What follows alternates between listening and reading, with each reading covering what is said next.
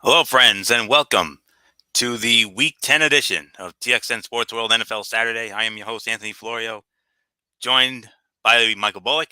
It's not often we say this, but we are awaiting maybe the presence of good old MF Michael Fletcher. If he comes in, we'll catch him up on what he missed. If not, then we'll have him with us tomorrow night for Ridiculously Raw. Or I should say Monday night for Ridiculously Raw, I beg your pardon. Week 10 of the NFL season started this past Thursday night football. The Atlanta Falcons and the Carolina Panthers, and the Carolina Panthers defeating the Atlanta Falcons by a score of 25-15. The Panthers improved to 3-7 on the year. Falcons dropped to 4-6. And while I check a couple things here. All right. Falcons dropped to 4-6. They'll be at home next week. They go back home to Mercedes-Benz Stadium. They will host the Chicago Bears.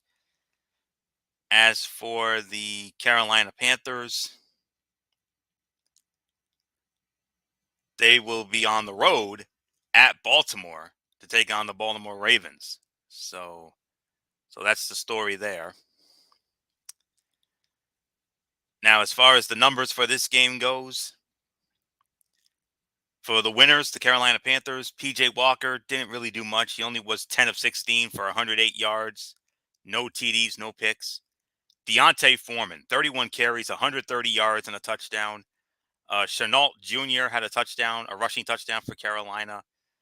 Marshall was the leading receiver, only 43 yards. Defense played very well. They recorded 5 sacks and also recorded an interception as well. Luvu and Haynes each had 2 sacks, and Burns had the other, total of 5 on the night. Horn had an interception, and those are the numbers for the Panthers. For the Falcons, Marcus Mariota, 19 of 30, 186 yards, 2 touchdowns, and an interception. Mariota was also the team's leading rusher with 43 yards rushing. Bird was the leading receiver, 58 yards. London and Hodge with receiving touchdowns. Defense recorded a total of 1 sack. Two players had half a sack. Abikati and Alford had half a sack each. No interceptions, and so-so game, to be honest with you. Not the most exciting, but a nice win for the Carolina Panthers as they improved to 3-7 on the year. And they'll go to Baltimore next week, whereas the Atlanta Falcons will go home and host the Chicago Bears. So, okay. We are awaiting the presence of good old MF Michael Fletcher, and he will be joining us momentarily.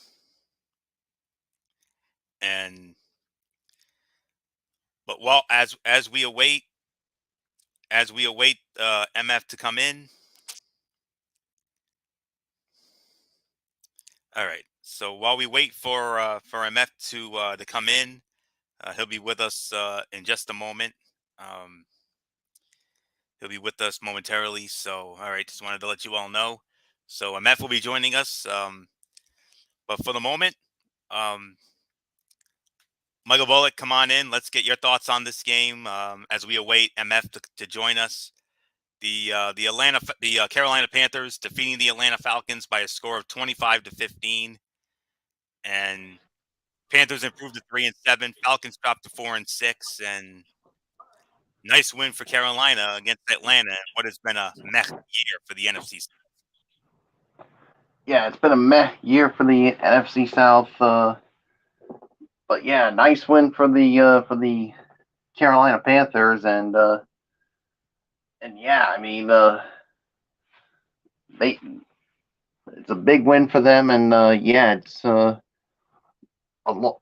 big loss for the Atlanta Falcons as they are no longer in first place in that NFC South. But we'll wait and see what happens the rest of the way. I mean, so all in all, I mean, there's really nothing more to say. So let's get on with the rest of the slate. All right, and that's exactly what we're going to do here, and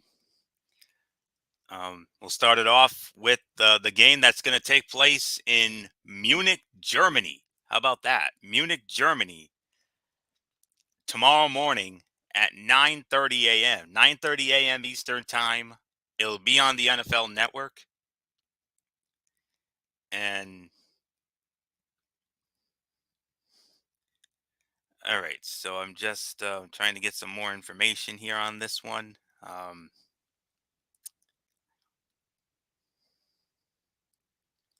All right. So this it'll be the Seattle Seahawks squaring off against the Tampa Bay Buccaneers from Munich, Germany. And yep, whoop, just having a little glitch here. So just just want to check.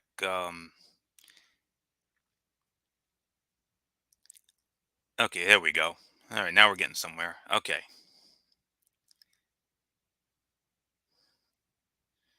Tampa Bay Buccaneers. Yes, it'll be at the what's called the Allianz Arena. Allianz Arena in Munich, Germany. It's home of the Bayern Munich soccer team, and I'm almost certain. I'm almost certain that good old MF Michael Fletcher knows about this Allianz Arena, and MF will let you address it as MF has just joined us. So yeah, so MF, come on in real quick while I get everything straightened out here. I've been having difficulties for a little bit here. Um, just give us a quick thought about Thursday night football before we get started with Seahawks and Bucks tomorrow. Well, there's really not much to talk about. Look, Carolina ran the football effectively. They absolutely took down Atlanta. I don't think a lot of people really thought that that was really going to happen. But the thing was, they were very effective. The running attack definitely ended up being the big situation more than anything else. And Dante Foreman, who was a former Atlanta Falcon, actually looked really well. Taking it to his old mates, taking it to his old team, and they won that battle and they won it going away. So yeah, at the end of the day, um, where Atlanta had a very good opportunity to really help their causes because of the fact that Tampa is not really that great in the division right now. And all of a sudden, everything just went wrong in that matchup. So everything went wrong. It blew up in their faces. Not the way that they were hoping for, or not the outcome they were hoping for, but for Carolina, hey, it keeps their slim hopes alive. Right now at 3-7, they're about a game out of second place, and you get a couple of wins here and there, and with everything going on in the division, I mean, like we said, the NFC South is easy pickings right now. It can go a number of ways. So yeah, big win for them. Nothing more to say, Anthony. If you're ready, we'll move on. All right, we're ready to go now. So everybody's here. Everything's up and running here. Had to start a little late. I had some technical issues on my end. What else is new? So, but here we are. We're ready to go, guys. So here we go. As we get into the Week 10, the rest of the slate of Week 10, and it starts tomorrow morning, 9:30 in the morning on the NFL Network. The Seattle Seahawks squaring off against the Tampa Bay Buccaneers from the Allianz Arena in Munich, Germany, the home of the Bayern Munich soccer team. And I know MF, you know all about those boys. So all right. So and I know MF will give us a little more on that in a little bit when we get to him. But let's set it all up. We got a loaded announce crew for this game. We got Rich Eisen, Michael Irvin, Steve Mariucci, Kurt Warner, and on the sidelines we got Jamie Erdahl and Sarah Walsh. That is a loaded crew right there. Let me tell you. Tampa Bay is opening up as a 2.5-point favorite, 2.5 for Tampa Bay.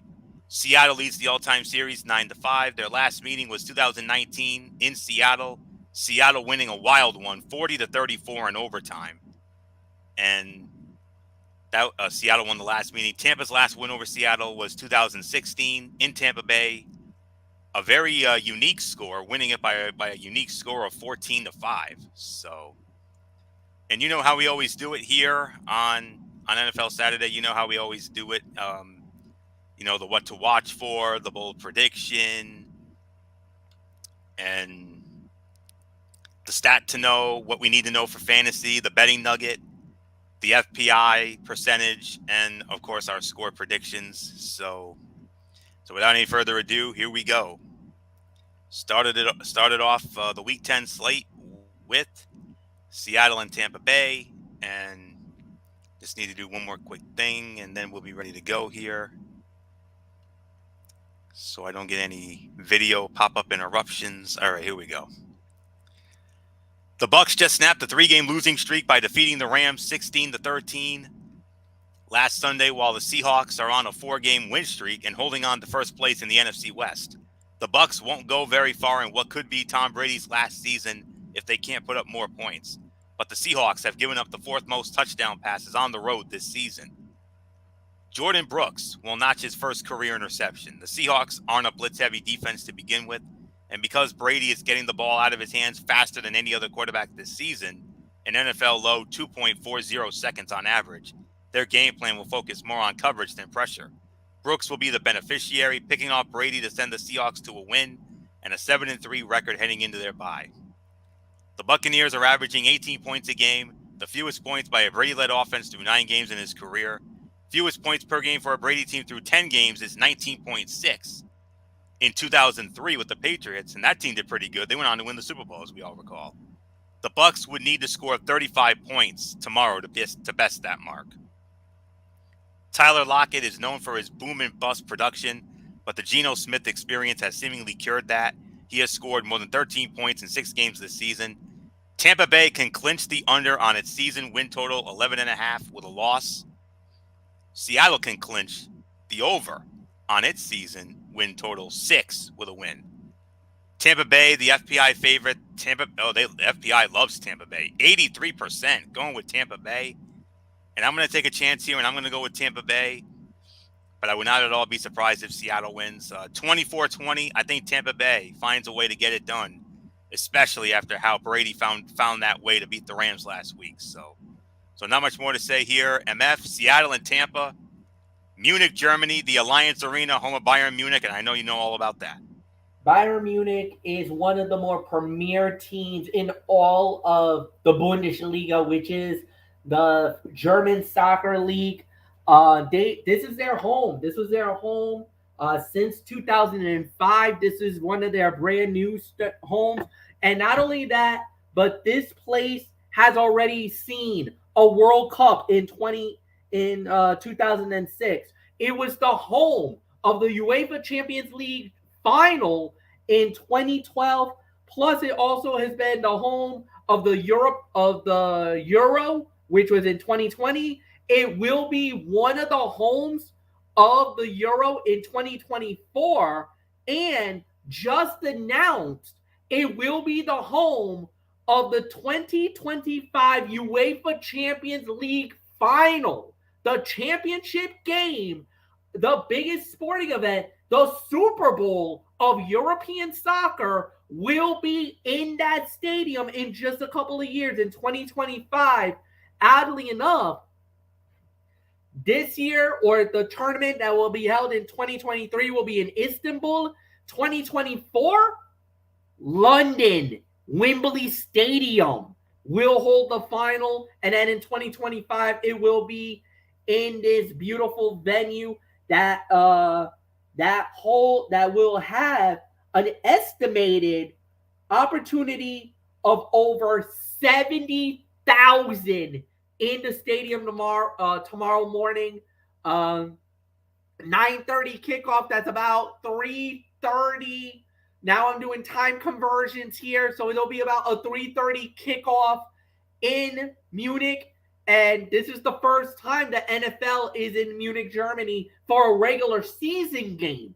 They have done games in Germany before in Berlin, but this is the first time that they're doing a game in Munich.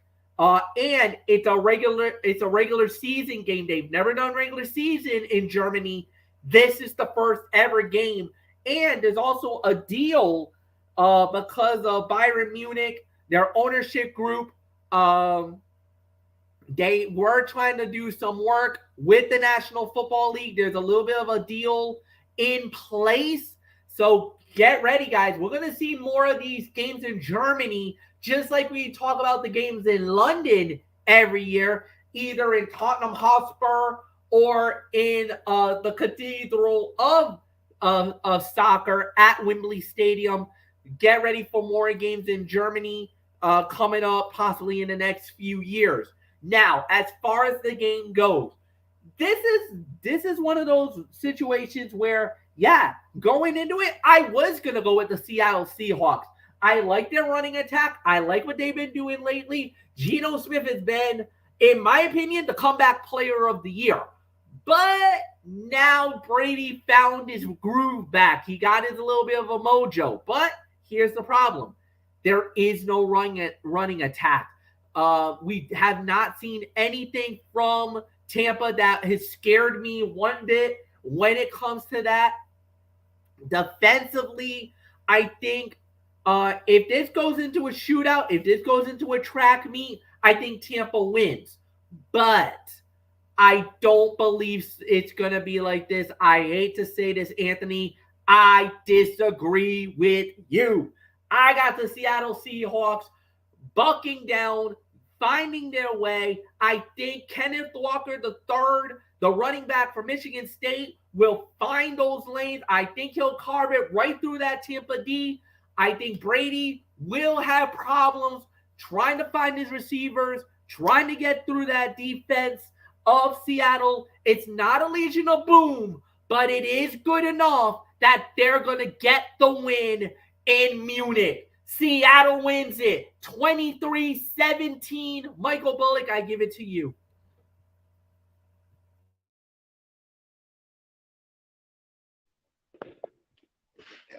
Yeah, but did you see that game when Brady led the team back to a win over the Rams? I mean, they're not completely back, but I mean, you still got a little problem with the running game, but we'll wait and see how that goes. Now, Seattle, what can you say? I mean, they've been playing so well, especially with Geno Smith, and I'm with you, Fletch. I think as of right now, Geno Smith is the comeback player of the year. Well, at the halfway point. Whether he can keep that up the second half of the year, we'll wait and see how it goes. But now this goes to who do I agree with? Do I go with Florio and the Bucks, or do I go with Fletch and the Seahawks? It's a tough call here, but I'm sorry, Fletch. I gotta go with Anthony Florio on this one. I got Brady and the Bucks winning this one. I'm going to go with that same score, 23-17, but if Seattle wins, I would not be surprised. So it's yours, Florio.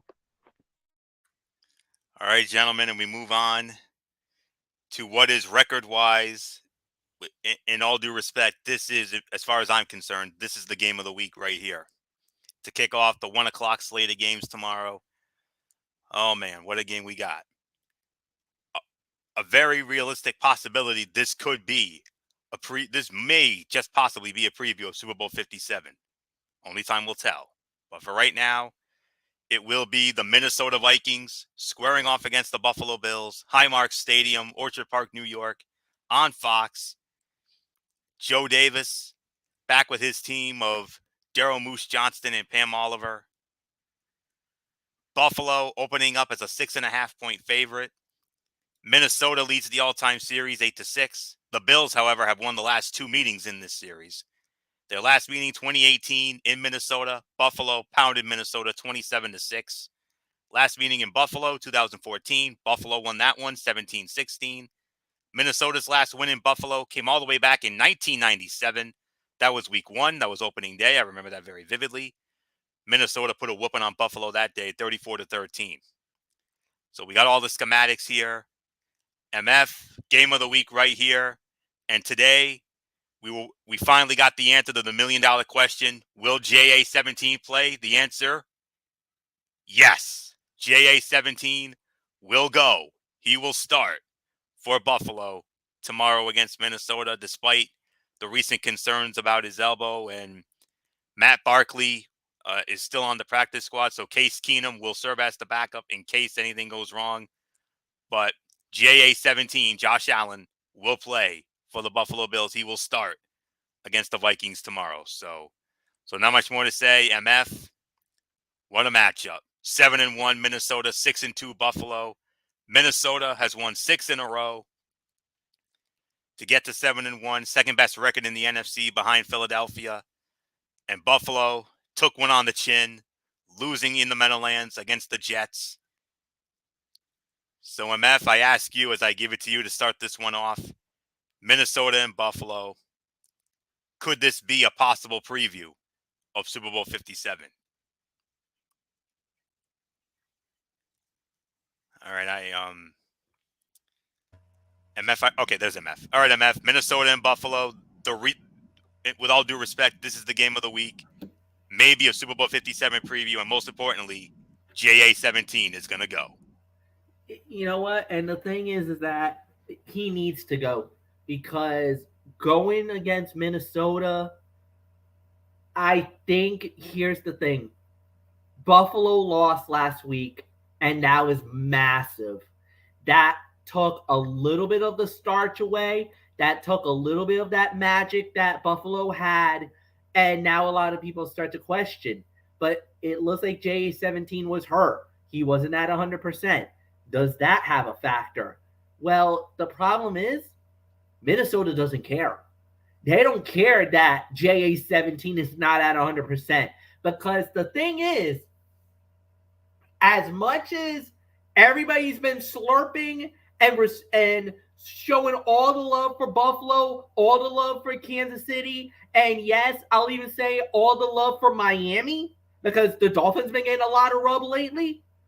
There's a team out in the NFC that nobody is talking about and is flying under the radar. And I'm going to say it, the way this team's been playing, they're better than the Philadelphia Eagles. They're better than the Dallas Cowboys. They're better than the Super Bowl champion Los Angeles Rams. And that team is the Minnesota Vikings. They got Kirk Cousins as their quarterback, Dalvin Cook as their running back, Justin Jefferson, an elite wide receiver.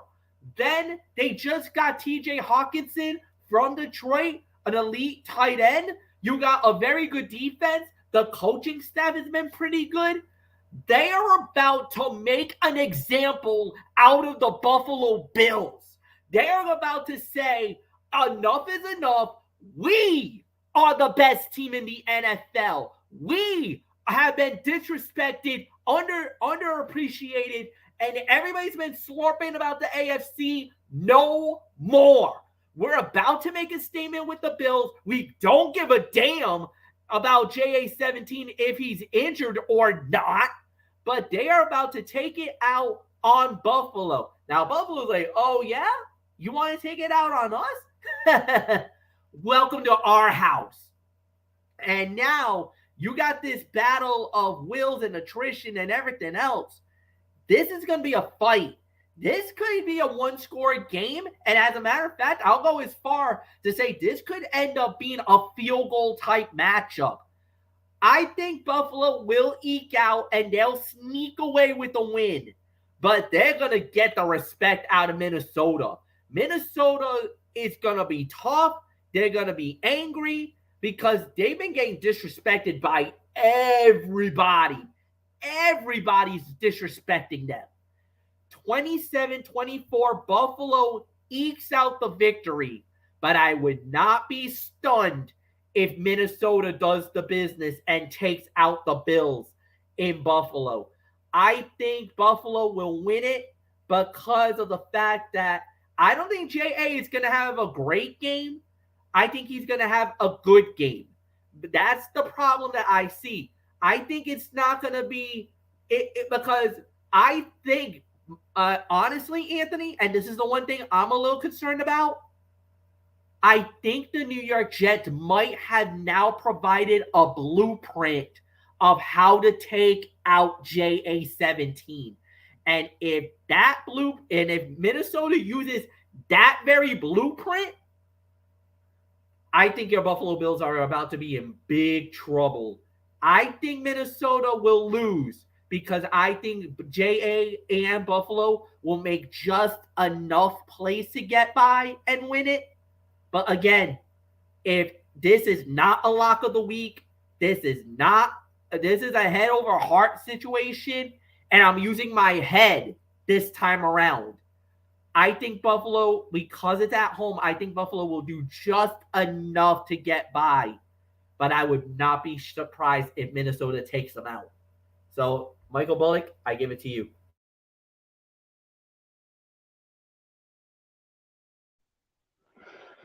Yeah, this is a big game here, and yeah, when I and the thing is, I mean, Josh Allen didn't practice at all this week. I mean, as soon as you heard that, you're like thinking he's not going to play. But as soon as I heard Matt Barkley wasn't elevated from the practice squad, I'm like, there's a real chance he's going to play, and that's the case. But I don't know about you, and especially you, Florio. I'm a little iffy on the move here. I mean, because the UCL is it's a pretty serious injury. And what's the thing, Florio, when you hear of UCL? I don't know what the thing is. Well, it's and what well you hear it more in baseball. And what's the first thing that comes to your mind when you Oh hear of a yeah, oh yeah, Tommy John surgery. Yes, I know. yeah? So I'm gonna be interested to see what happens in the early stages of the game, how he throws the ball, and of course, well, mostly throwing the ball with that arm, and to see if this was indeed the right move. But we'll see what happens. But Minnesota is gonna the defense is really gonna test him out and really see if there is no problem with that. So if this game was in Minnesota, I go with the Minnesota Vikings. But it's in Buffalo. I gotta go with the Bills. They're gonna eat this one out. It could be a field goal game here. So yeah, so there's really nothing more to say. So Florio, I don't know where you stand on Josh Allen playing or not. I mean, the early stages of the game is the one I'm going to be keeping an eye on to see how he is throwing the football. Absolutely, absolutely. And I'm gonna be doing a lot of praying during this game, guys. You know me. So all right. The Bills have won 7 straight home games dating back to last season, all by double digits, but that streak will be on the line in a big way with the Vikings coming to town as winners of 6 straight one-score games. While the Bills will be hoping to bounce back after a tough loss to the Jets, well, I can't say they might be without Josh Allen because he will be. He will be playing. He hasn't missed a game since 2018, and he accounts for a league high 82% of the Bills' yardage and 92% of their touchdowns. Backup Case Keenum has experience with Stephon Diggs from 2017 in Minnesota, including the legendary Minneapolis Miracle that beat the New Orleans Saints in that divisional playoff game. Justin Jefferson and Stephon Diggs will combine for more than 300 receiving yards. Diggs, who has 2 100-yard performances in his last 3 games, will be fired up to play against his old team. Jefferson is on a big roll, having racked up 4 100-yard games in his last 5. He reached 98 yards the other time. Be ready for a big display of receiving firepower. Josh Allen has thrown 2 interceptions in each of his last 2 games. The Vikings have forced 14 opponent turnovers this season and have intercepted a pass in 3 straight games, with 5 total interceptions over those 3 games. The Bills' offense is fantasy friendly, yet Devin Singletary hasn't found the painted area in 5 straight games. No rushing touchdowns on 79 carries this season. Buffalo lost last week as a 10.5-point favorite against the New York Jets. Teams coming off a loss as a double-digit favorite are 46, 28, and 2 against the spread in the following game over the last 20 seasons. The FPI loves Buffalo despite all this. They like Buffalo. 80% going with Buffalo to win this game. And you know me. Of course, I'm going with the Buffalo Bills. I know everybody's going to say, oh, you're a homer. Yeah, you damn right I'm a homer. But also, it's also out of loyalty as well. I mean, would I be surprised if Minnesota stole this one? I would not. I wouldn't. But I got this feeling about Buffalo. I think they'll find a way to get it done. I think it's going to be close into the fourth quarter, but I think I could see Buffalo putting it away with a late score and pull away and win a little more comfortably. I say Buffalo wins this one 34-24. The Buffalo Bills over the Minnesota Vikings in what's going to be a hell of a game, and I can't wait for it. We all can't wait for it. So with that being said, we move on now to the next matchup, as it will be we got a divisional matchup here. I'm just okay. All right. This is the first meeting. All right. I just wanted to be 100% sure before I did anything. All right. We got the Detroit Lions squaring off against the Chicago Bears from Soldier Field in Chicago. On Fox, Kevin Kugler, Mark Sanchez, and Laura Oakman will be on the call for that one. The spread favors Chicago. Chicago opening up as a 3-point favorite. And the series history between these two longtime rivals, it favors the Chicago Bears. Chicago leads it. It's a one-sided affair, 104-75 with 5 ties. Chicago won both meetings last year, including in Chicago, 24-14. The Lions' last win in Chicago was 2020. That was a wild 34-30 game. So Michael Bullock, started off with you. The Detroit Lions coming off their biggest win of the year, defeating Aaron Rodgers and the Packers for only their second win of the year. And the Chicago Bears, oh boy, did they give MF and his Dolphins a run for their money last week. So Bullock, it's all yours. Yeah, they definitely gave the Dolphins a run for their money here. So, and the Lions, like you said, coming off of their second win of the season, but they're going to have a tough time, obviously, with Justin Fields. I mean, and especially now that he's got a new weapon in Chase Claypool. So, wait and see what happens here. But I got to go with the Chicago Bears to win this one. So, it's yours, Florio. All right. Got to go back and forth here because of. All right, here we go.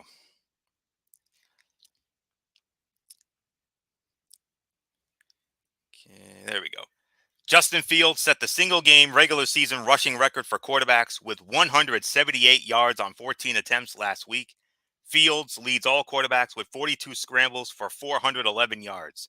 And the Bears host a Lions defense that has allowed the third most rushing yards per game to opposing quarterbacks.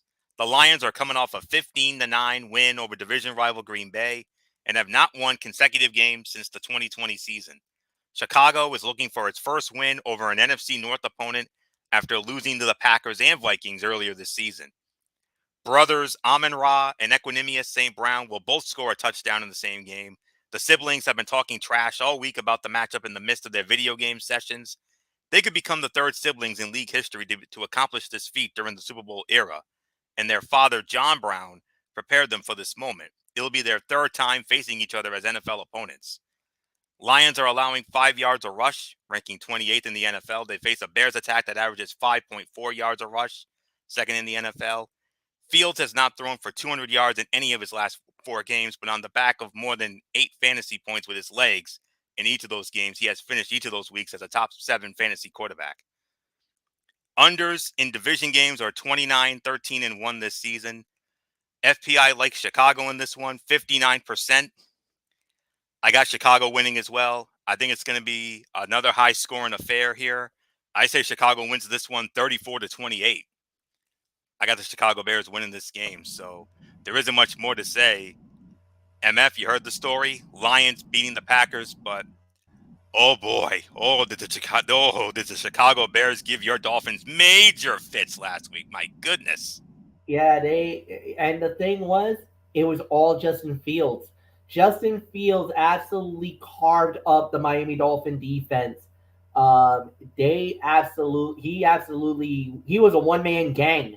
Let's say it like that.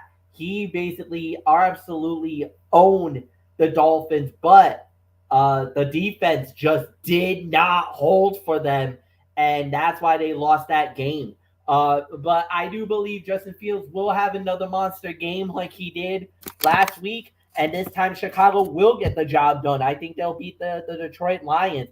Even though, don't underestimate the Lions either, man. And that's the one thing. Whenever they get close to that end zone, they end up scoring. So the Lions have a really good offense. It's the defense that's been lackluster more than anything else. So I do believe Chicago will win, but it's going to be close. So, Florio, it's yours. All right, we move on to our next matchup, and it will feature. And now we move to our side of the ledger finally. This game comes in as our number 4 game of the week, coming in at number 4. And I'll tell you what, we didn't get we don't have that many exciting games on our end this week. We're gonna make up for that next week. Oh, believe me, wait till you hear what we got in store for next week. But this week we got dealt with the bad hand, as MF would say. But but we do them anyway, so we get what we get. So number 4 game of the week, we got the Jacksonville Jaguars squaring off against the Kansas City Chiefs from Arrowhead Stadium in Kansas City. Hello, friends. Jim Nance, Tony Romo, Tracy Wolfson will be on the call for this one. Kansas City opening up as a 9.5-point favorite. And the series history between these two, as I think I'm approaching it. All right, there we go. It favors Kansas City. Kansas City leads only by a count of 7-6. But the thing is, despite it being 7-6 Kansas City has won the last 5 meetings in a row against Jacksonville. They won 5 in a row against the Jags. Last meeting was 2019 in Jacksonville, opening day, week 1. Kansas City won 40-26. Last meeting in Kansas City, 2018. Kansas City won that one as well, 30-14. The Jaguars' last win in Kansas City was in 2007. That was a 17-7 final. So here we go. Jags and Chiefs, number 4 game of the week. The Chiefs are facing their 5th opponent, currently ranked in the top 10 in scoring defense in the Jaguars, who are allowing 19.8 points a game. Their results have been mixed. They are 3-1 with 2 games of 40-plus points and 2 of exactly 20. But the Jaguars have faced just one of the league's top 10 scoring teams, and no opponent quite like the Chiefs, who lead the NFL in scoring at 30.4 points a game and are second in yards at 415. Patrick Mahomes will top 350 yards passing. The Jaguars are rotating rookie Monteric Brown and veteran Trey Herndon at the corner spot opposite Tyson Campbell, so expect the Chiefs to target that spot often. This is the same defense that gave up 146 yards and 2 touchdowns to Devontae Adams in the first half last week. And while Tyreek Hill is gone, the Chiefs are still explosive offensively. Juju Smith-Schuster has 17 catches in the last 2 games, and Travis Kelce is 6th in the NFL with 57 catches. Travis Etienne Jr. has run for 100 yards and a touchdown in 3 straight games, and his 435 rushing yards before first contact is ranked 3rd most in the NFL. The Chiefs have a 25.8% run-stop win rate this season, the worst in the NFL, per ESPN metrics and NFL Next Gen stats. They have allowed 5.3 yards a rush in the last 4 games. Since week 6, only 5 receivers have scored more fantasy points than Juju Smith-Schuster. Kansas City is 0-4 against the spread at home this season. Mahomes is 15-19 against the spread in his career at home, including 3-8 against the spread in his last 11 games. Kansas City overwhelming FPI favorite. FPI loves KC. 84% going with the Chiefs. I'm going with the Chiefs as well. 31-21, Kansas City defeats Jacksonville. So not much more to say here. MF, number 4 game of the week. Jacksonville coming off a nice win over the Raiders. And oh boy, did we have fun with the Chiefs and the Titans last Sunday night. Ooh, what a Yeah, fun game. yeah, it was a great game, no doubt about it. Truly, truly, truly an amazing battle. But like you said, I think this is all about Kansas City, man. Kansas City once again starting to look like that team that could be a dangerous team to win the AFC.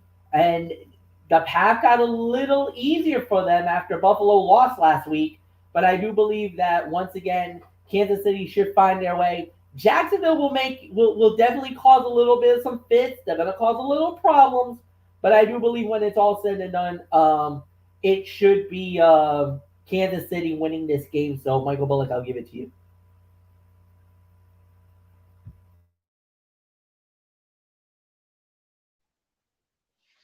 Yeah, I mean the path for Kansas City to maybe once again represent the AFC in the Super Bowl just got easier with the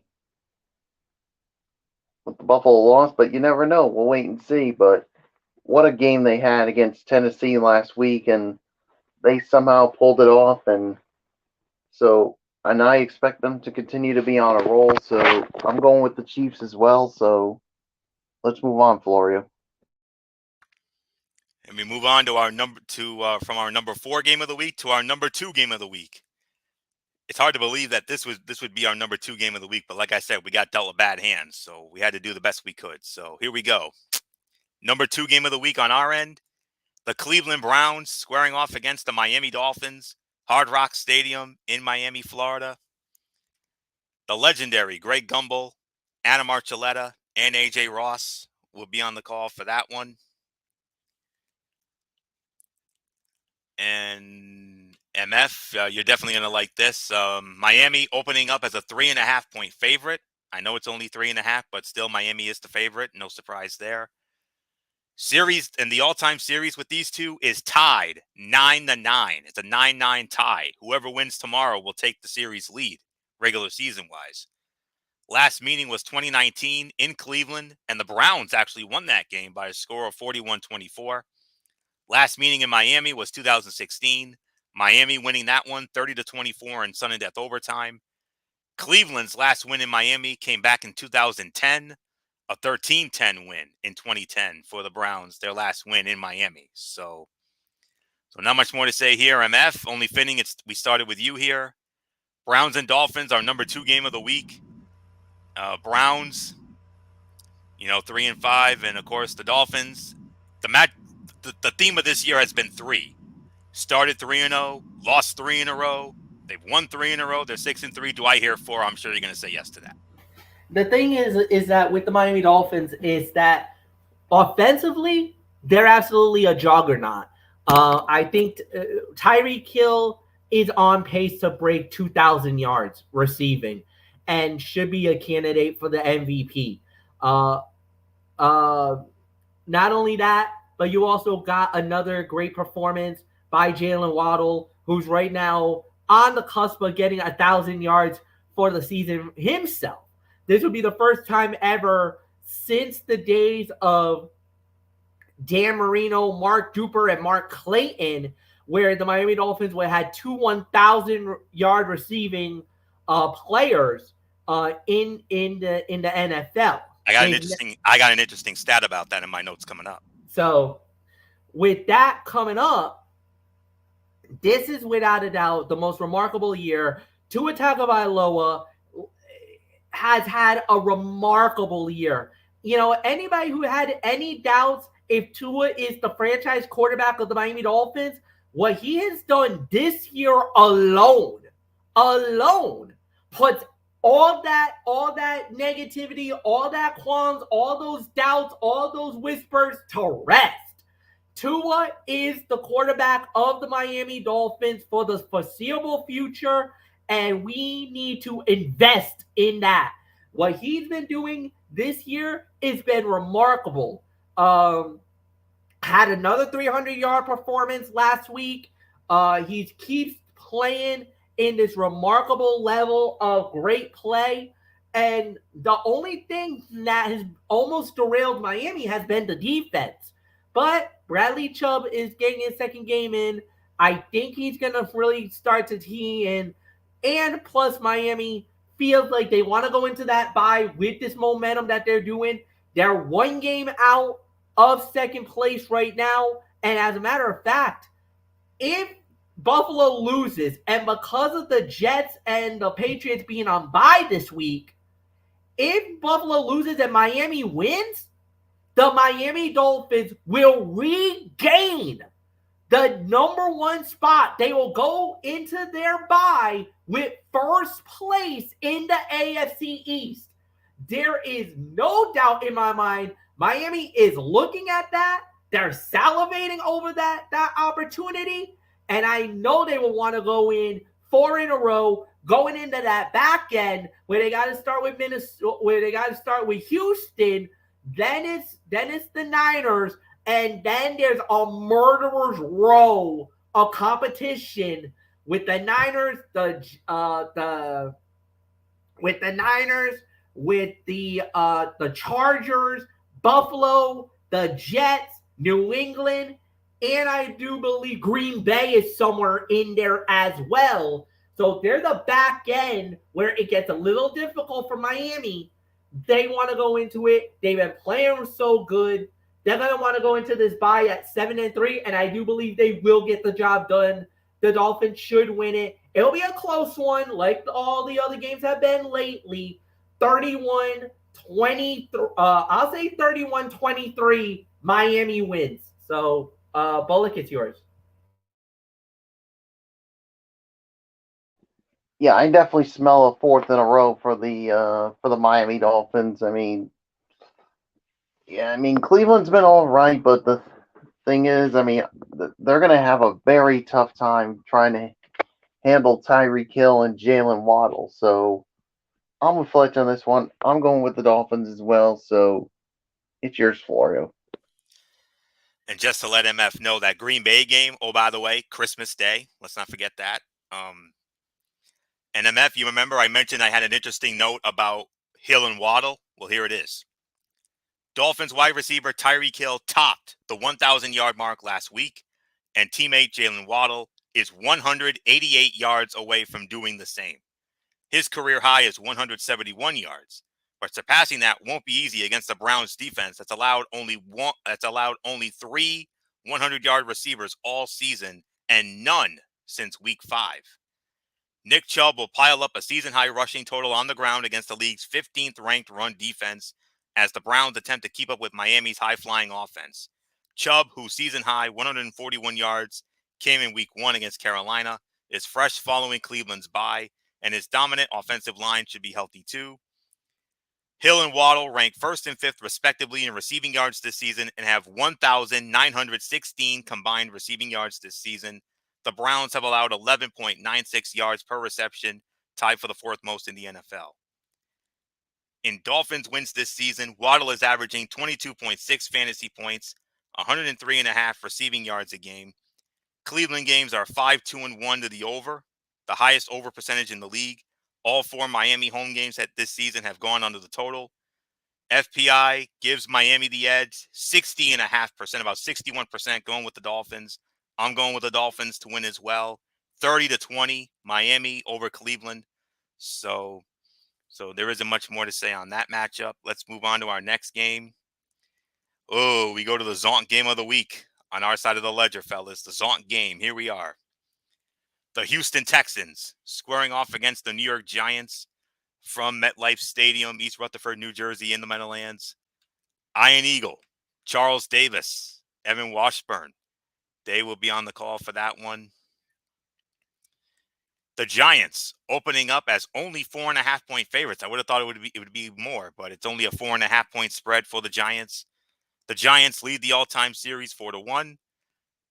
The Texans won the very first meeting in 2002, but since then it's been all Giants. Giants have won the last 4 meetings in a row in this series, including the last meeting in New York, which was 2014, 30-17. and their other meeting in New York was 2006. Giants escaped 14-10. So I believe Michael Bullock starts off on this one. So, Michael Bullock, we started off with you. Our Zonk game of the week, the Houston Texans at the Giants in the Meadowlands. Your thoughts? Yeah, this is definitely the Zonk game. I mean, the Giants. I mean, what can you say? They've been playing so well this season. Nobody expected them to be where they are right now. And the Houston Texans, well, they are who they are. So I got the Giants winning this one. So it's yours, Florio. The Texans have the league's worst run defense, 180, almost 181 yards a game by a wide margin. That's not ideal when facing Saquon Barkley and the Giants. New York has the NFL's fifth ranked rushing attack, 161 and a half yards a game, and Barkley has at least 70 yards on the ground in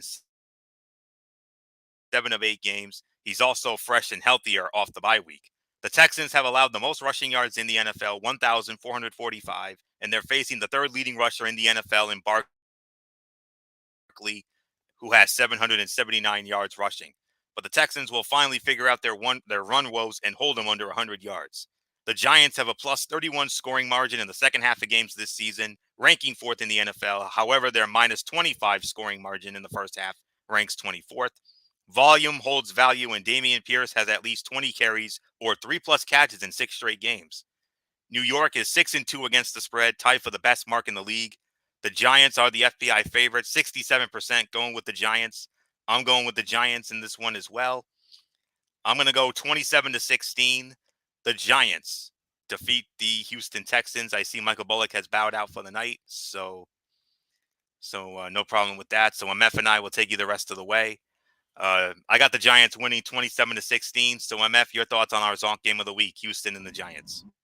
Yeah, this is not going to be one of the most glamorous games. However, the New York Giants have really impressed me more than anything else. I think that's been one of their best games of the season. So I think the Giants should be able to win the game, and they should win this pretty comfortably. So I got really nothing more to add, and Anthony, it's yours.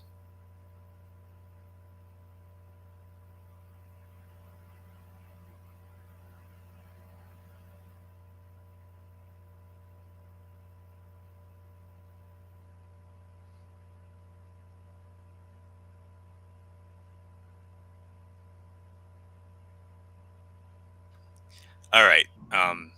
Yeah, it slowed up on me a little bit. It froze up on me. So, Yeah, that's all okay. right. No It's problem. all right. Yep, we're good. We're good. So, all right. So, we got a couple more early games left. We got two. Next up, we move on to our penultimate early game of the week, as it'll feature as we go back to Fox, as they'll have the New Orleans Saints squaring off against the Pittsburgh Steelers, Acrisure Stadium, formerly Heinz Field in Pittsburgh. Adam Amin, Mark Schlereth, and Christina Pink, they will be on the call for that one. And the spread favors New Orleans. New Orleans opening up as only a 1.5 point favorite.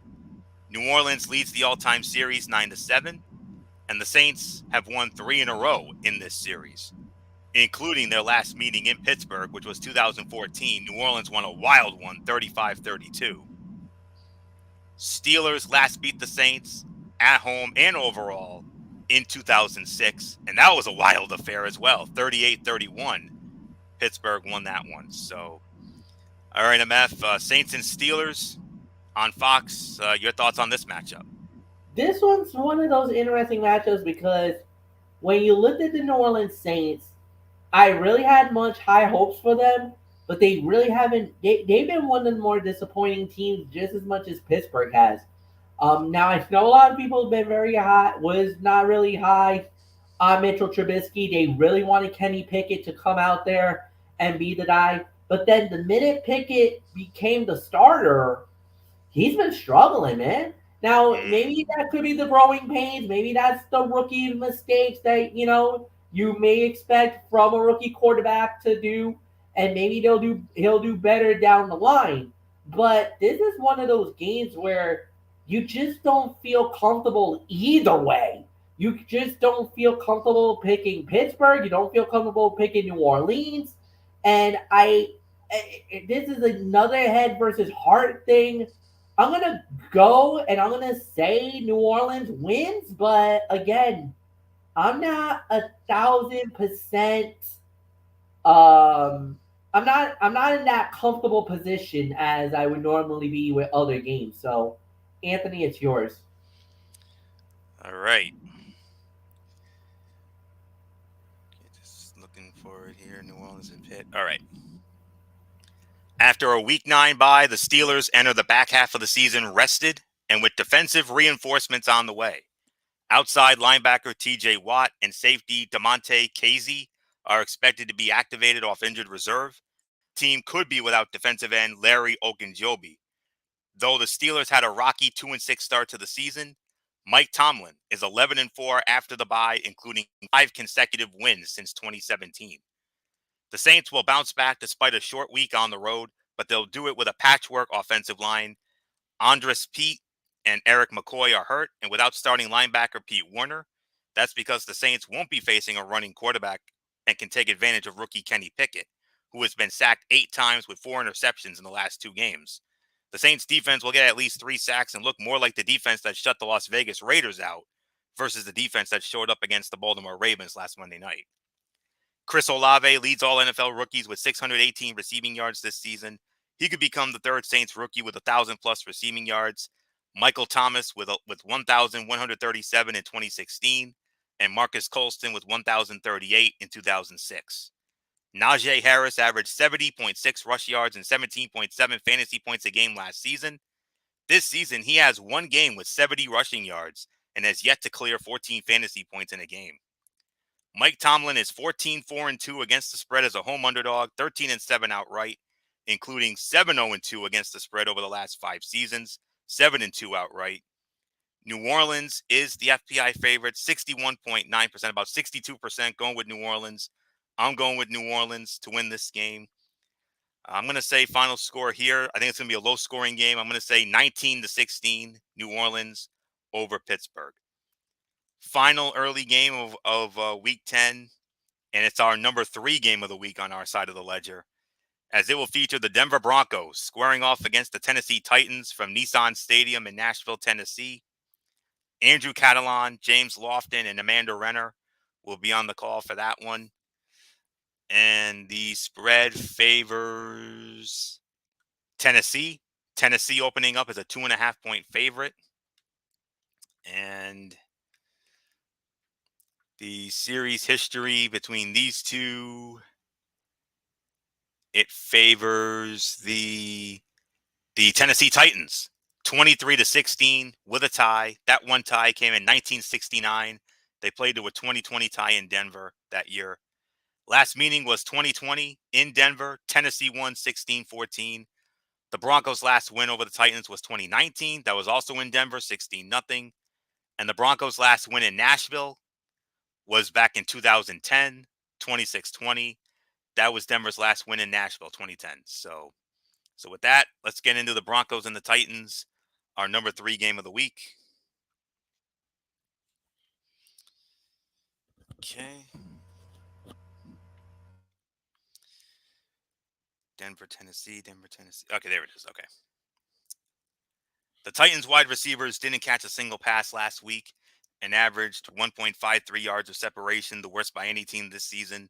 This week, Tennessee is facing Pat Surtain II, one of the top cover corners in the NFL.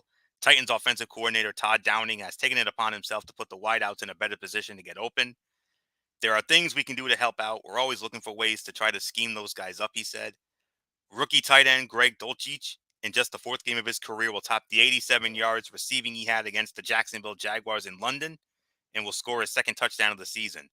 Dulcich is a tough matchup in coverage, and the Titans have surrendered 5 touchdowns this season to tight ends, fullbacks, or running backs. That also means Denver's new arrival, running back Chase Edmonds, will have some impact in the passing game. The Broncos have the top-ranked passing defense, holding opponents to 166 passing yards a game, and have allowed only 4 passing touchdowns. The Titans have failed to throw a passing touchdown in 3 consecutive games. Derrick Henry's volume is never a question, and the King has a 20-plus yard touch in 6 straight games. It doesn't seem to matter who's under center. Tennessee is 5-0 against the spread against teams with losing records this season. The FPI likes Tennessee, 61% going with Tennessee. I'm going with Tennessee to win. I think it'll be a closer game than expected, but I think Tennessee will eke it out. I think they'll win it and get back on track. 23-17, I got Tennessee knocking off Denver and getting back on track after that tough luck loss to Kansas City, MF, as you and I saw last week. And I think they can bounce. And with Denver coming in, I think they can easily bounce back from that tough loss to KC. Oh yeah, definitely. This was a tough luck loss. They can definitely bounce back, and they'll definitely will bounce back. Ryan Tannehill will be the quarterback for the Tennessee Titans. He is cleared to play and will play, and I do believe that this will lead to a victory more than anything else. So yeah, I do believe that this will end up being a big victory for Tennessee. I do believe they will bounce back and win it. So. Nothing more to say. Floyd, what's yours? All right, MF, you'll be leading off on the first of our late games. We're on the late games now. We got 3. We got 1 405 and 2 425 games. So let's get to the 405 game. It's on our side of the ledger. This game comes in at number 5, as it'll feature the Indianapolis Colts squaring off against the Las Vegas Raiders from Allegiant Stadium in Las Vegas. Kevin Harlan, Trent Green, and Melanie Collins will be on the call. And Vegas opening up as a 4.5-point favorite. So a 4.5 spread for the Raiders. And the series history favors the Raiders. Raiders lead the all-time series 10-8. They met last year in Indianapolis. Raiders won that one 23-20 in Indy. Last meeting in Vegas was 2020. Indy won that one 44-27. And Raiders' last home win against the Colts was back in 2016. That was when they were in Oakland, 33-25. MF, let's be realistic. Both of these teams are an absolute mess. Somebody's got to win. Who wins? I got to go with the Raiders. I honestly, I think the Raiders are going to win this game. Agreed. And the thing is, it's not the most glamorous game. It's not the most prettiest game. It will not be a joy to watch. I'm sorry for those fans that's going to get stuck with this game. Oof. But yeah, but thank God it won't be us. We don't have to deal with that.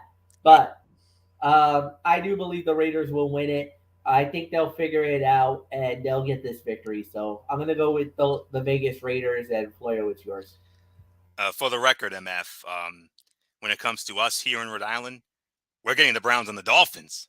Dolphins getting some love. Woo-hoo! So there you go. So that's the regional game we're gonna get. We're getting the Browns and the Dolphins according to the 506. So and it is actually apropos because as much as I know a lot of people, and the thing is, weird thing is, number one is the Patriots, obviously, because it is the Patriots. Mm-hmm. But there are a lot of Miami Dolphin fans in the New England area. So for them to give for the Dolphin fans, and there's a lot in Rhode Island, there's a lot in Massachusetts. I know them really well. So to know that we're going to be getting this game tomorrow, I'm very, very, very happy to see that. So can't wait. Yep. I don't have to go on my internet. Don't have to listen to my radio. Don't have to go on to like my Sirius satellite to listen to the Dolphin radio. I'll get to watch the game live and be comfortable. Yeah, and we're getting the Vikings and the Bills on Fox as well. So both our teams. Oh, there you go. Same time. Hitter. So winning, duh. So that's all there is to say on that. Okay. And for the record, I forgot to mention the Baltimore Ravens, the Cincinnati Bengals, the New England Patriots, and the New York Jets are on bye. So that has a hand in that. So, all right. And I forgot to also mention that the Colts have a new head coach. As you know, Frank Reich was fired, and one of the many stars from those legendary Colt teams that MF and I had fun calling their games, in the late 90s and in the 2000s. Jeff Saturday was named the interim head coach this past week after they fired Frank Reich. So new Colts coach Jeff Saturday will be the big headline, since he has never coached a football game above the high school level. But eyes will also be on the edge rush. The Raiders essentially swapped out Yannick Ngakoue for Chandler Jones in the offseason, while Indy has gotten a decent return on Ngakoue, who was traded by Las Vegas for Rock Ya-Sin and has 4.5 sacks for the Colts. Las Vegas is still waiting for Jones, who signed a 3-year, $51 million free agent deal and has only half a sack to break out. Between the Colts' colossal offensive struggles, league worst 14.7 points a game, and staff upheaval, assistant Parks Frazier will call plays for the first time in his career, and the Raiders' personal losses, Hunter Renfrow and Darren Waller to injured reserve, this feels like a game in which the winner will score 17 points or fewer. The Colts have scored 10, 16, and 3 points in their last 3 games. The Colts are the only team this season to rank in the bottom 5 in pass rush win rate, 36.2%, ranked 29th, and pass block win rate, 49.7%, 30th, according to ESPN Analytics and NFL Next Gen stats. Devontae Adams opened last week with the most first quarter catches by a Raider since Jerry Rice in their Super Bowl year of 2002. Not bad for a player who was held to 3 yards the week prior in New Orleans. Yeah, he's just fine. Overs are 14-5-1 at Allegiant Stadium since it opened in 2020. Vegas, overwhelming favorite, 86%. I'm going with Vegas. Easy win. I'm going to call this the lock of the week. 34-12. Vegas all over Indy. So there isn't much more for me to say on that. And now we are about, as we go into our 2-4-25 matchups, it's time to renew one of the greatest and most legendary rivalries in NFL history as part of America's Game of the Week on Fox. The Dallas Cowboys and the Green Bay Packers. Lambeau Field, Green Bay, Wisconsin. America's Game of the Week on Fox. You know who's working it. Kevin Burkhardt, Greg Olson, Aaron Andrews, Tom Rinaldi. And Dallas opening up as a 4.5-point favorite. 4.5 seems to be the number this week. Green Bay, however, leads the all-time series 16-13, including playoffs. Green Bay has won the last 3 meetings in a row with the Dallas Cowboys. And all 3 of those meetings, believe it or not, were all in Dallas, if you can imagine that. It started with that divisional playoff game. Green Bay won 34-31.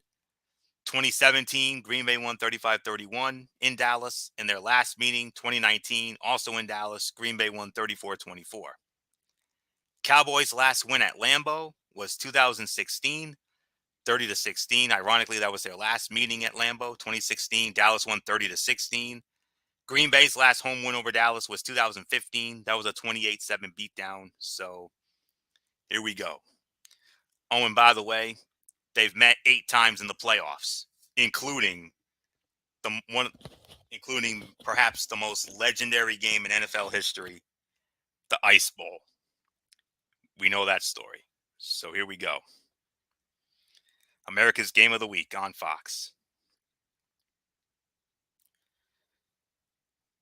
If Aaron Rodgers and the rest of the Packers offense struggled against the Detroit Lions' shaky defense, what are the Dallas Cowboys going to do to them?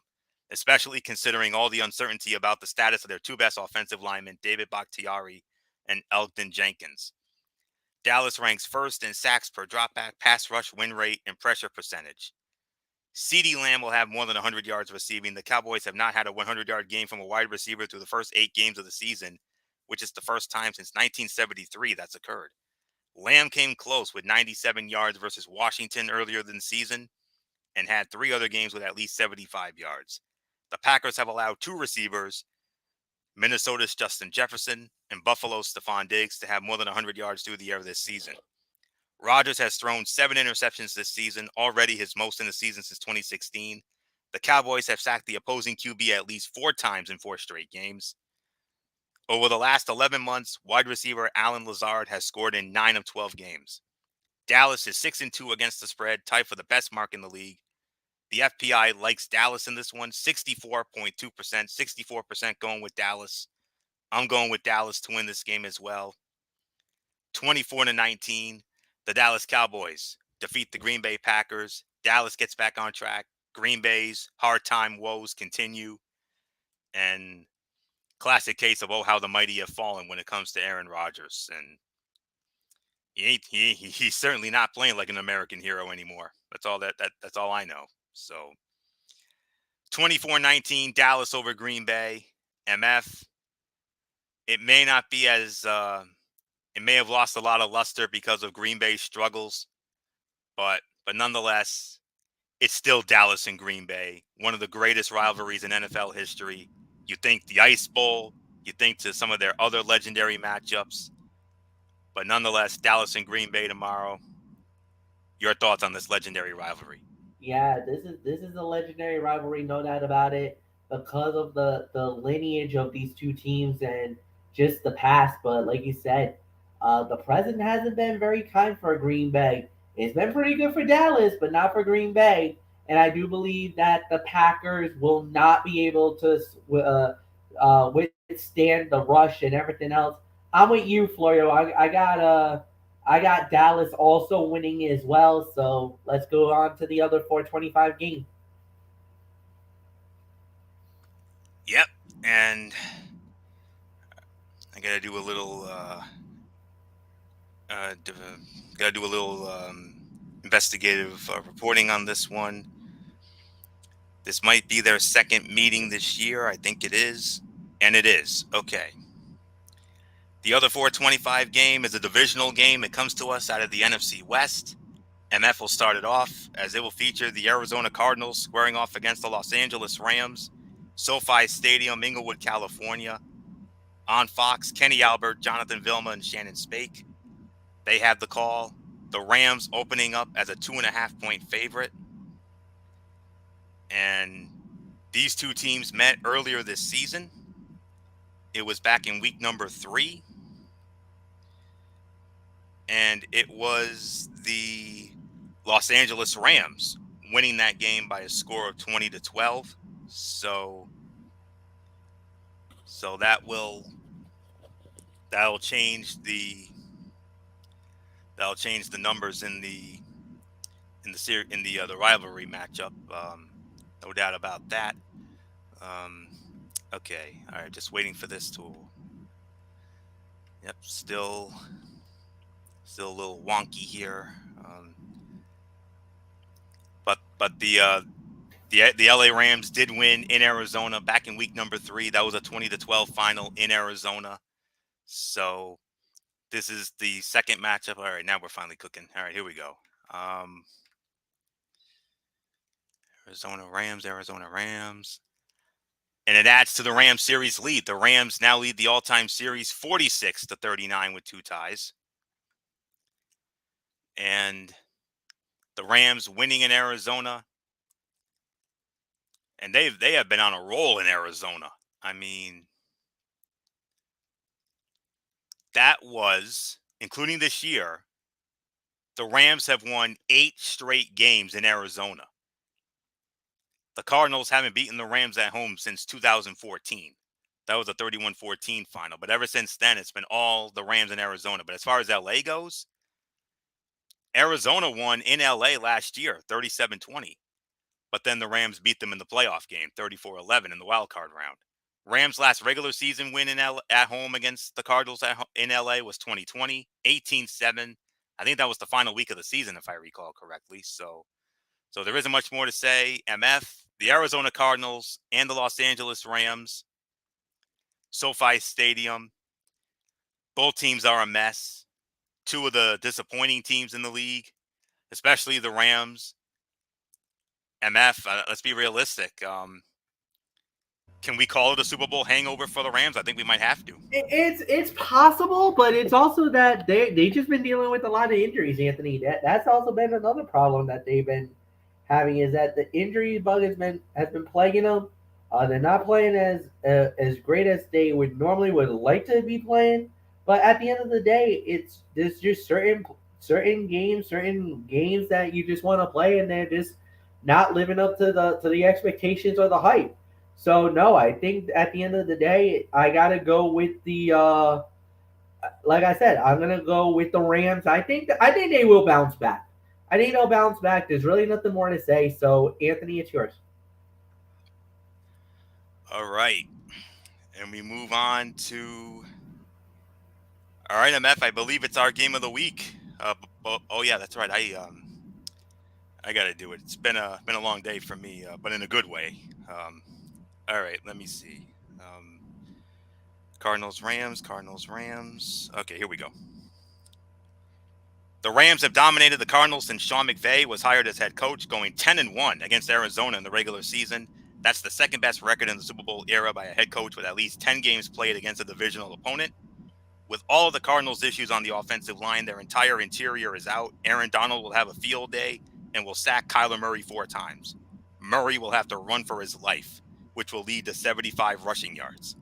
The Rams have been outscored by 61 points in the fourth quarter this season, the most in the NFL, and their 8 turnovers in the fourth quarter also led the league. If you were to project DeAndre Hopkins 3 games this season for 16 games, we're talking 139 catches for 1,589 yards and 11 touchdowns. He's averaging a career best 22.6 fantasy points a game and hasn't missed a beat. LA has gone under the total in 5 of its last 6 games, and Arizona has gone over the total in 3 straight games. Rams are the FPI favorite, 57% going with LA. I'm going with LA. My final score 22-17. I think the Rams will take care of Arizona. So not much more to say here. Now MF. Now it's our time for our game of the week, the Tony and Mikey game of the week. A rather intriguing matchup, if I do say so myself, as it will be Sunday Night Football on NBC, as it will be a matchup featuring the Los Angeles Chargers. I mean, it's a battle of California.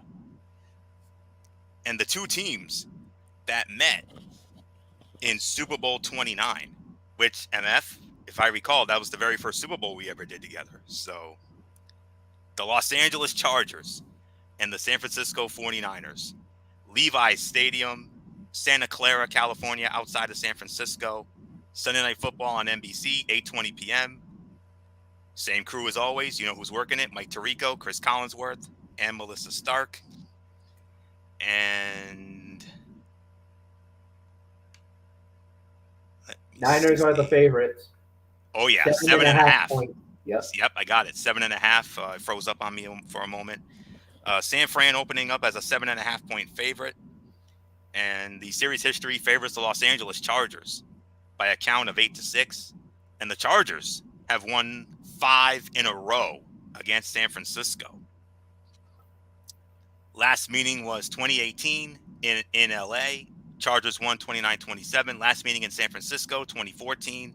Chargers winning a wild one, 38-35 in overtime. Chargers also won in San Fran in 2006, 48-19 beatdown. The 49ers haven't beaten the Chargers at home in San Francisco since they were playing at the old Candlestick 3-Comp Park. Got to go all the way back to 1997 for that. 17-10 was the final there. So with that, the game of the week on our side of the ledger, the Tony and Mikey special, and here we go. There we go. The Chargers enter this game giving up a league worst 5.71. Chargers enter this game giving up a league worst 5.71 yards per rush and just lost Austin Johnson, the team's best run-stopping defensive lineman, to a season-ending knee injury. The Niners' run game was inconsistent in the first 8 weeks, but with Christian McCaffrey in the fold, it looks to be on the uptick. And the Niners are expected to get some other key players, such as running back Elijah Mitchell, back from injury this week, which means that the Chargers are going to win this one. They're going to have to find answers to fix that woeful run defense in a hurry. McCaffrey will accumulate 200 all-purpose yards, including 150 rushing yards. The Chargers have struggled to stop the run, which includes giving up explosive plays on the ground. Although it's a point of emphasis for improvement, that will be difficult with Johnson, their best run stopper, on injured reserve. The only thing that could prevent McCaffrey from going wild is the return of teammate Deebo Samuel, who will take away some of McCaffrey's touches. Austin Eckler and McCaffrey ranked numbers 1 and 2 in games with at least 1 rushing touchdown and 1 receiving touchdown over the last 5 seasons. Eckler had a rushing touchdown and a receiving touchdown last week, the 4th time he has done so over his last 5 games. Here's the full list of players who have had 4 such games in a season multiple times in their career. Austin Eckler. That's it. Sunday Night Football unders are 7-2 this season and 36, 23-2 over the last 4 seasons. Primetime unders are 17, 10-1 this season and 65, 45-2 over the last 4 seasons. And the FPI loves San Francisco. 75% going with the San Francisco 49ers. I think it'll be a close game, actually, but I think it's going to come down to a field goal. But I think the San Francisco 49ers will win this game. I like the Niners in this one. My final score 26-23. San Francisco defeats LA, defeats the Chargers at Levi's Stadium tomorrow night. MF, our game of the week, the Los Angeles Chargers and the San Francisco 49ers, Levi's Stadium. As you are the Phil Sims to my Jim Nance. There's nothing left for you. There's nothing left to say except do that thing I like. Hello, friends. Yeah, this is going to be a great game. There's really going to be not much to wager on here. This is going to be a good matchup, to say the very least. It's going to go. This could be a back and forth type of a game, but I gotta feel like this is the Niners' moment. I feel like San Fran is really going to rise to the occasion. Yes, the Chargers looked pretty good in the last couple of games, but I do believe that the Niners are going to figure it out. They'll get the job done, and I got San Fran winning. So Anthony, it's yours. All right, one last order of business tonight. Monday Night Football on ESPN. 8:15, as always, as it will be another divisional matchup. I already know this happens to be their second meeting this year, Yes, it is. because I know they met earlier this year. A matchup of the Washington Commanders squaring off against the undefeated Philadelphia Eagles. They met in week number 3. They met at FedEx Field. Eagles won that one by a score of 24-8. So that's the story of that one. But it's Monday Night Football on ESPN, 8:15 kickoff. You know who's working that as always. Joe Buck, Troy Aikman, Lisa Salters, and Philadelphia opening up as an 11-point favorite. 11-point spread for Philadelphia. And the series history with Philly winning the last meeting, it cuts Washington's lead down to 87-82 with 5 ties. Philly's won 3 in a row in this series. They won in Philadelphia. They won the last meeting in Philly last year, 27-17. Philly won. Washington's last win in Philly the year before, 2020, 20-14. So MF, we close out week 10 with Monday Night Football, an NFC East matchup, the Washington Commanders against the undefeated Philadelphia Eagles at Lincoln Financial Field. Yeah, and I do believe Philly will remain undefeated with the way that they've been playing. They've been absolutely astronomical, amazing to say the very least. And I do believe that the Philadelphia Eagles will remain undefeated. They'll get the job done. They'll win yet another one. There's really nothing more to say. So, like I said, Anthony, Eagles fly, fly Eagles fly is the word of the day. This is my lock of the week. The Eagles winning pretty comfortably. So nothing more to say. Floyd, it's yours. Yes, sir. Jalen Hurts carved the Commanders up with the deep ball in their Week 3 matchup in Washington, completing 5 passes of 20-plus yards en route to a 24-8 win. His 340 passing yards in that game represent a season high. The Commanders need to pay extra attention to tight end Dallas Goedert, who has 14 catches for 164 yards and a touchdown over the last 2 weeks.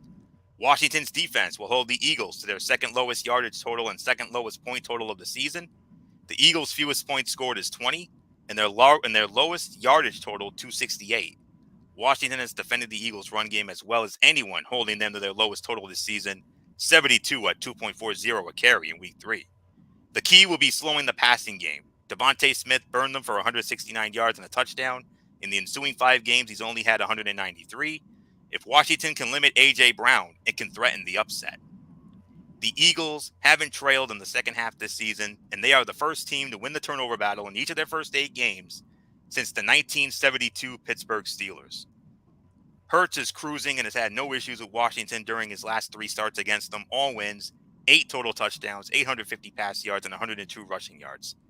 3 straight Philadelphia games have gone over the total. 6 of Washington's past 7 games have gone under the total. Unders are 4-0 when Washington plays teams with winning records this season. FPI loves Philadelphia, 83.5%, about 84% going with Philly.